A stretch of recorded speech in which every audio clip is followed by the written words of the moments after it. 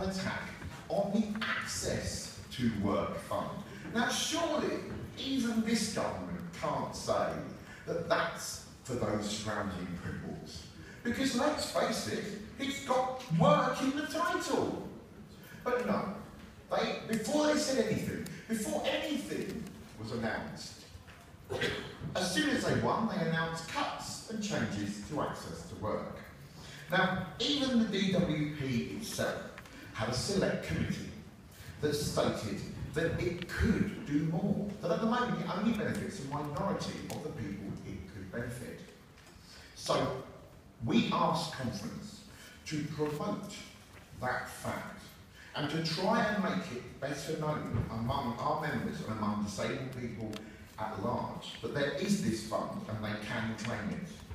But I'm here, of course, speaking for equity, and we represent a group of disabled people who work in an industry that is seasonal.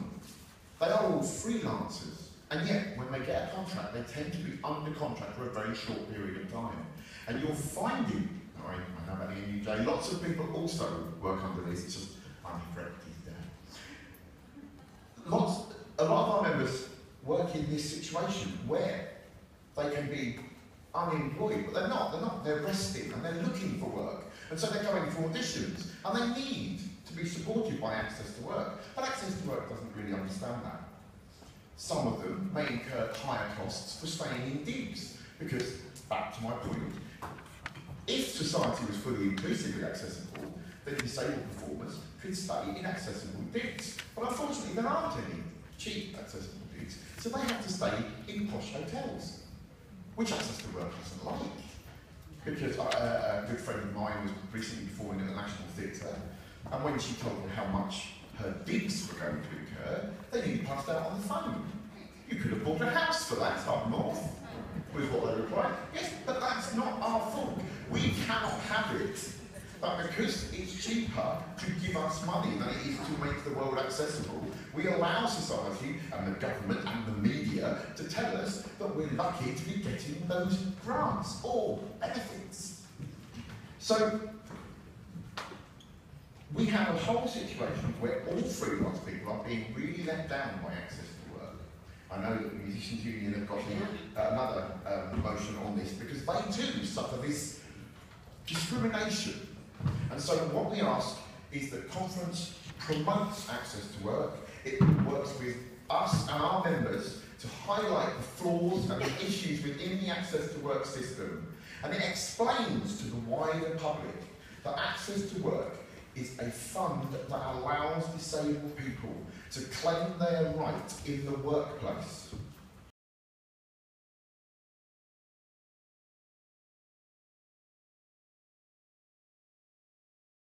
Okay. I assume we all know what Access to Work is.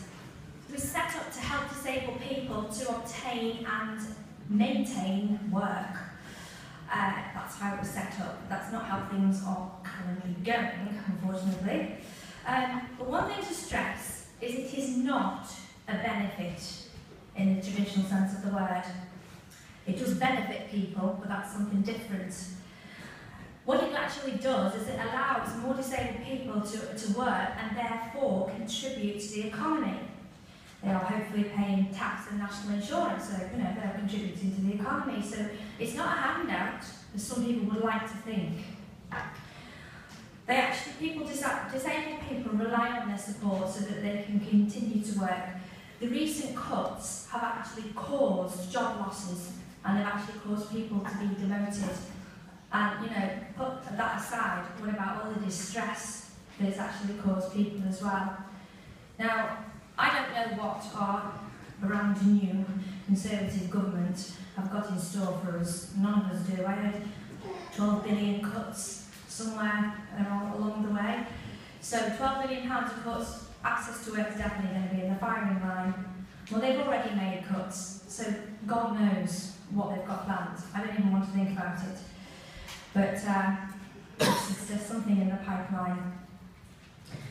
Now, because people have lost work, they've been forced onto benefits. What have the government done with benefits? They've cut them. So where do we stand? What do we do? If we're having trouble getting work and keeping work, and we go on to benefits and we can't live on them because they've been slashed. What we're supposed to do?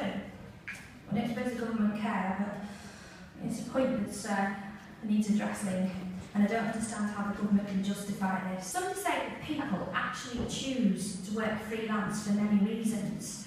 They can actually choose to work from home, and that means that they don't have to worry about travelling to and from work. So that takes the stress of travelling to and from work away, and also the expense of it. They can choose their own hours, which can fit in with, you know, if people have got health conditions, if people suffer from fatigue, they can choose their own hours to work, and they can choose to take on or as much as little as they feel able. I know, you know, we may sometimes say, well, I've got to work because I need the money, and that definitely happens with me, and I'm sure many other people. But, you know, at some point, you haven't got an employer behind you putting all that stress on you. So a lot of disabled people do choose to work freelance. But, and there's a big but, if you do choose to work freelance, you don't have the support, and I'm talking about emotional support here, of your fellow colleagues and hopefully your employer, because you don't have one, you're on your own.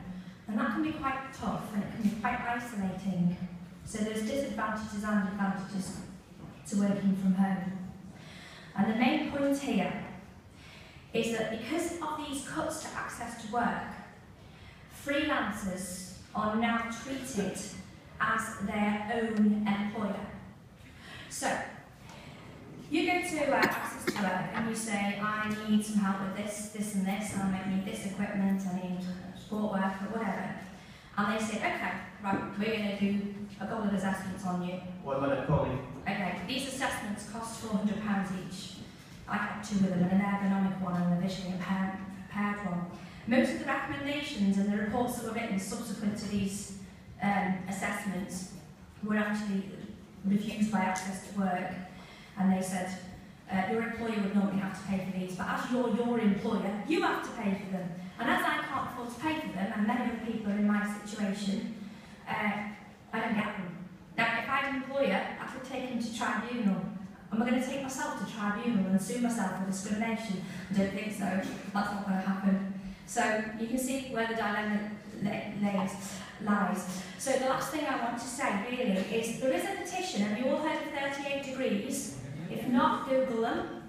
They have a petition at the moment, Access to Work petition, about these cuts, because there are more cuts planned, as we mentioned earlier.